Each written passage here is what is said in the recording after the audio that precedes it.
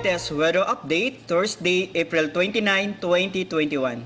Base sa atong latest satellite image, wala tayong monitor na low pressure area or any weather disturbances sulod sa atong Philippine Area of Responsibility. Ang easterlies or init na hangin gikan sa dagat Pasipiko ang paday nakaapekto sa tibuok sa nasod.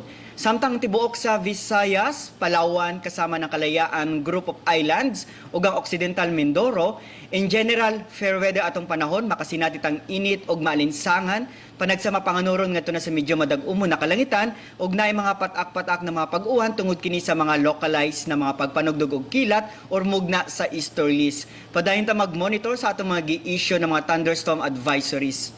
Ug para sa atong mga dugang detalye, bisita atong mga official social media accounts. Kini si Jomar Clarino gikan diri sa Mactan Pag-asa Visayas, DOST, mayong adlaw.